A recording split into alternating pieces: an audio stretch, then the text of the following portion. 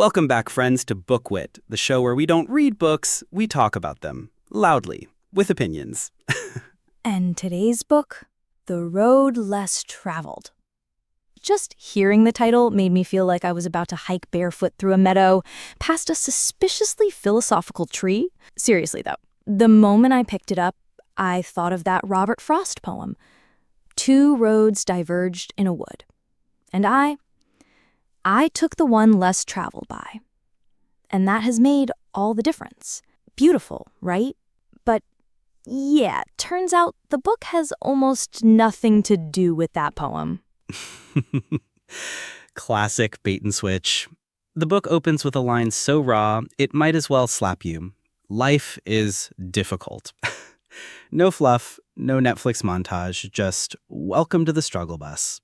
So you're telling me life is suffering isn't just something monks say, it's actually backed by modern therapy too? Yep.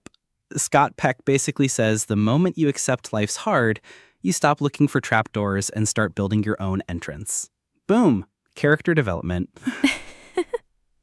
That explains why I've been binging self-help reels instead of, actually helping myself. The irony. But yeah, since life is tough, the book kicks off with its first prescription, discipline. So, today, we're diving into 10 key insights from this oddly comforting existential slap in the face. Get ready for some soul-searching, occasional roasting, and maybe even a little wisdom. And if you're listening while folding laundry, driving, or avoiding your own feelings, this episode's for you. Point 1. Life is difficult. Accept it. You know what? The book literally opens with this. Life is difficult. Talk about a punchy first line. Like, boom, no warm-up. If I had said that line in school, my teacher would have snapped back, then open your textbook and study harder. But Peck's point is deeper. Life is a struggle. Accepting that weirdly brings peace. Exactly. Most of us try dodging problems like they're spoilers for our favorite show, but avoiding them doesn't solve anything. They just grow louder. Take me, for example. I used to dread job interviews. I'd think, what if I get rejected? I'll spontaneously combust from embarrassment. But one day I just went. And turns out most of the fear was just in my head. That's the thing.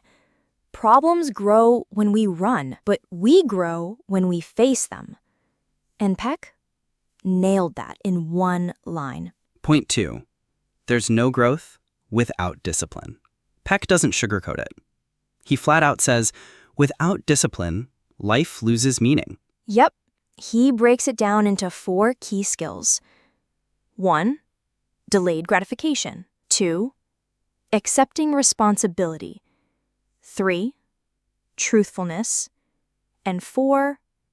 Balance. So, if I say I'll start exercising tomorrow, that's not delayed gratification. That's straight up never vacation. Facts.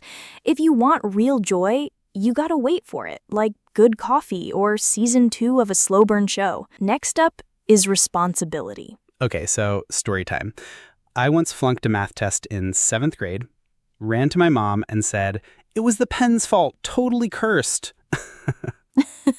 Classic. If Peck heard that, he'd be like, dear child, that's not growth. That's an excuse wrapped in denial. But seriously, we all do it. We blame the system, the timing, the rain, Mercury in retrograde, even the ceiling fan that wasn't spinning fast enough. So true. But Peck is crystal clear. We cannot solve life's problems except by solving them. This requires us to accept full responsibility. Owning your stuff, that's step 1. Now, truthfulness. And not the I won't lie on my resume kind. I mean being honest with yourself. If you're fake with you, your work, your relationships, everything starts to crack. And finally, balance. You grind through the week, sure, but then take one day to write or go for a walk. That rhythm is everything. Peck says discipline is self-love. Loving yourself enough to give yourself structure. Structure, the adult version of giving yourself a bedtime. Point 3. Love isn't just a feeling, it's an action. All right, time to clear one of the biggest myths out there. Love isn't just feeling good vibes towards someone. It's not, I can't live without you. It's more like, I'll help you become someone who can live without me and thrive. Now that's love. Beautifully put. Peck says love is extending yourself for someone else's personal growth. It's not passive, it's an active investment. So if I love someone, it's not just, I care, it's, here's my time, attention, effort, all aimed at helping you become your best self. Love includes sacrifice, responsibility, commitment. Without those, saying I love you feels flimsy, like a Hallmark card with no envelope. Peck even says real love is the will to extend oneself for the sake of another's growth.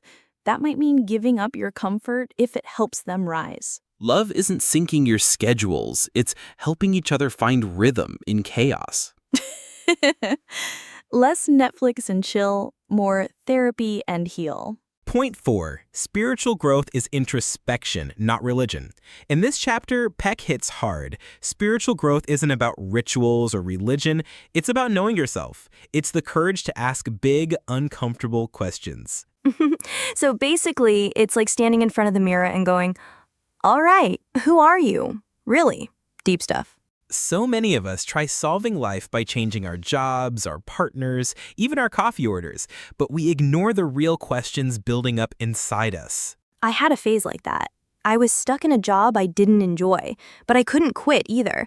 Once I got real with myself, I realized I wasn't chasing passion, I was chasing approval. That's the core of Peck's message. If you don't know who you are, you risk building a life that's completely wrong for you.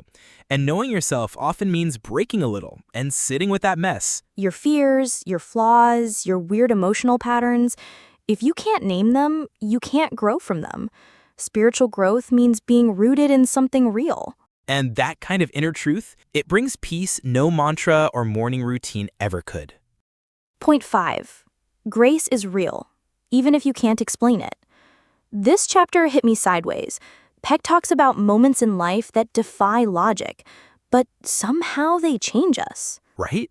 He calls it grace, not in a churchy way, but as a kind of inner and spiritual reality. So, this one time I was going through a rough patch, and out of nowhere, a friend I hadn't heard from in years messaged me. Just a text, but it felt like light in a dark hallway. That's what Peck means by grace. It's not luck, it's not a cosmic reward, it's life lending you a hand you didn't even know you needed. Grace might show up as a person, a book, a conversation that turns your entire week or your life around. You didn't ask for it, but it came anyway. And the funny thing is, we all get these moments. We just don't always recognize them.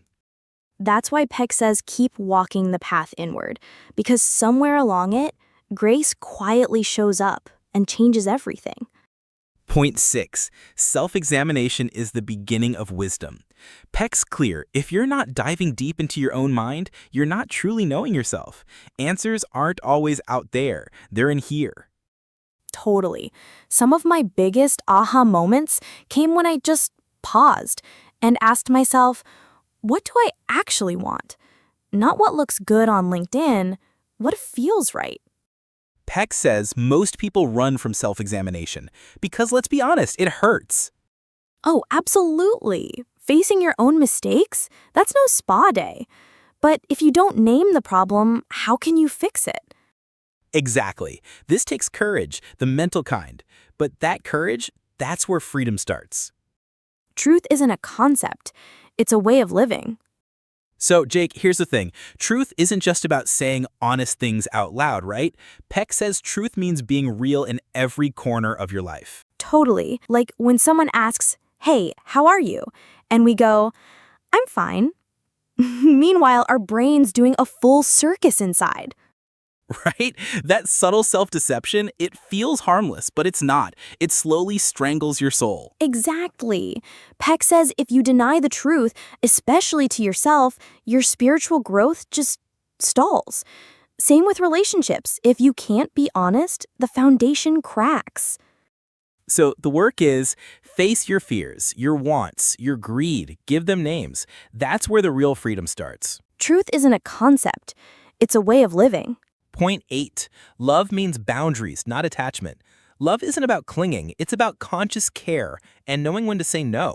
Exactly. If I truly love someone, I respect their identity. I don't try to control them. I hold space, not reins. We've all been fed that rom-com idea. If they love me, they'll be my everything. Peck flips that. Love is about helping someone grow, not owning them. So basically, loving your partner doesn't mean giving them a fish fry just because they love it. It might mean not giving them fried fish if they're on a diet. Exactly. Love is knowing when to hold back, not just when to give. Point 9. Awareness over autopilot. Being passive is comfortable, but growth demands presence. Okay, real talk, this chapter made me squirm. Yup, he's not talking about naps or Sunday Netflix. He means the kind of laziness where we just live by habit, not intention. Like waking up, brushing teeth, going to work, but never stopping to ask, why am I doing any of this? That autopilot mode, it slowly dims the light in our lives. Peck says spiritual growth means asking, is this building me or draining me? Whether it's doing the dishes or writing a novel, if you do it consciously, it becomes meaningful. Presence turns routine into ritual. Point 10. Real change takes time. Instant fixes aren't real transformation. Near the end, Peck drops a hard truth. Nothing lasting happens overnight. So meditating once and expecting inner peace by Tuesday, yeah, not happening. Nope. Growth, love, success, they all need time, repetition, patience. We live in a world of 5-day English fluency and 7-day breakup recovery hacks. But Peck says if it's real, it'll take time, always. And that's the heart of the road less traveled. It's not flashy, not fast, but it's real. And the irony is, it's the person doing the boring little things every day who ends up with the deepest transformation. Life's not a magic trick. It's a slow craft, painted one intentional stroke at a time. So today on Boy FM, we didn't just flip through a book, we walked a different kind of path. Not just pages, but life's quieter, tougher trails. Like the book says, life is difficult. And maybe we're here to say, sure, but giving up? Not an option. If there's shadow, there's light too. To those of you still listening, remember this. Getting to know yourself is the biggest investment you'll ever make. And hey, remember, anyone can take the easy road. But the day you choose the hard one, that's the day you change. We'll see you next time with a new book, a fresh idea, and yes, that same familiar cup of coffee in hand.